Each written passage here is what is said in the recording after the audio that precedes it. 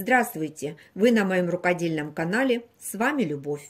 При пошиве сумок я часто применяю прорезной карман на молнии. Чтобы в каждом видео не повторяться и не затягивать время, я решила записать отдельное видео, как сделать такой карман. На моем канале среди зрителей много новичков, и это видео для них. Раньше был один способ пошива прорезного кармана, строго по технологии, и его все придерживались. Сейчас таких способов множество. Каждая мастерица старается упростить этот процесс, сделать быстрее, и при этом качество абсолютно не страдает.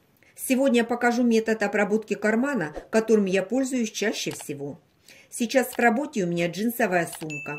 Для образца я взяла заднюю панель этой сумки и буду показывать на ней.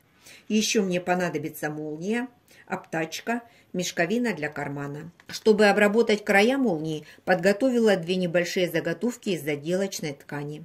Рабочая длина молнии у меня будет 20 см. Ширина молнии 2,5 см.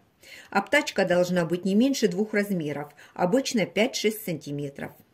Длина обтачки с каждой стороны длиннее молнии на 1,5-2 см. Начертила рамку 20 см длиной и 1 см шириной. Ширина рамки зависит от ширины зубчиков молнии и от того, насколько вы хотите открыть молнию. У меня молния самая маленькая, поэтому взяла 1 см. Мешковина. Она может быть с подзором или полностью из технической ткани. Если вы хотите видеть основную ткань, когда открываете молнию, пришивайте подзор. Если это не актуально, кроите из одной ткани. По ширине она одинакова с обтачкой. Глубину определяем по размеру детали.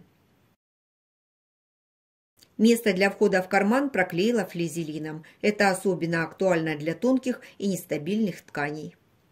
Для начала сделаю разметку для кармана. От верхнего среза откладываю 9 см. На таком расстоянии у меня будет карман на передней панели. Провожу линию от края до края. Беру обтачку, кладу лицом вниз. Соединяю середины деталей и центр рамки с нарисованной линией. Фиксирую булавками. По намеченным линиям проложила строчку. Длина стежка 2 мм. По центру детали у меня проходит соединительный шов, поэтому в этом месте поставила закрепки, чтобы строчка не разошлась.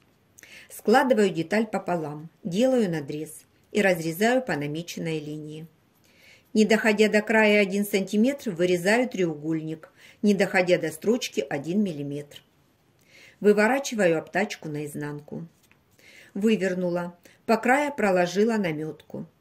Если ткань тонкая или нестабильная, лучше наметать косыми стежками. Проутюжила спаром. Когда выворачивала обтачку, сделала небольшой перекат на изнаночную сторону, чтобы обтачка не выглядывала с лицевой стороны.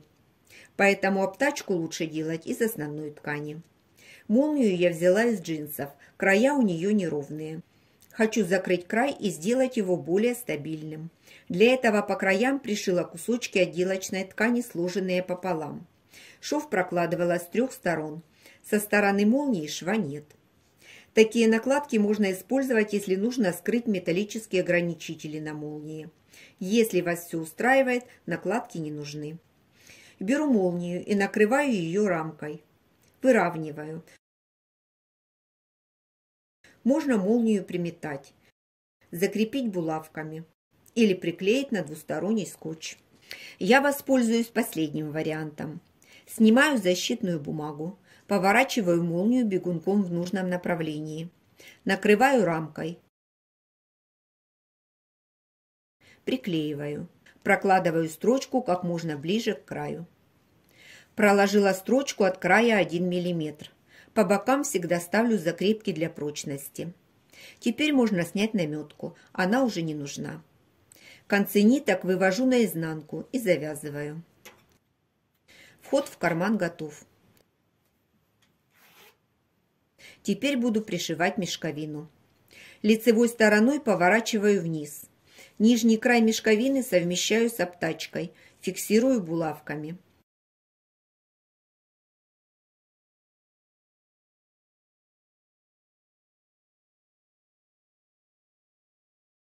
Отгибаю и прокладываю строчку как можно ближе к строчке, которой пришивала молнию. Строчку использовала мелкую, 2 мм. Шов прокладывала лапкой для вшивания молнии. Отгибаю мешковину кармана вниз, расправляю. Беру верхний край с подзором, совмещаю с верхним срезом обтачки, фиксирую булавками. Отгибаю. Прокладываю строчку как можно ближе к предыдущей. Строчку проложила так же, как и на нижнем срезе. Осталось зашить боковые срезы. Переворачиваю деталь, отгибаю боковую часть и прокладываю строчку. Также с другой стороны. Проложила строчку. В районе молнии поставила закрепку. Нужно следить, чтобы треугольники попали в шов стачивания и дополнительно закрепились. Выравниваю края деталей.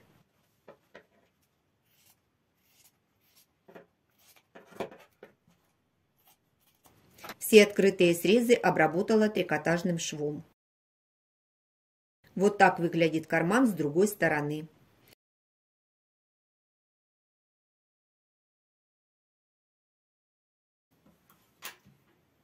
Открываю молнию, проверяю карман.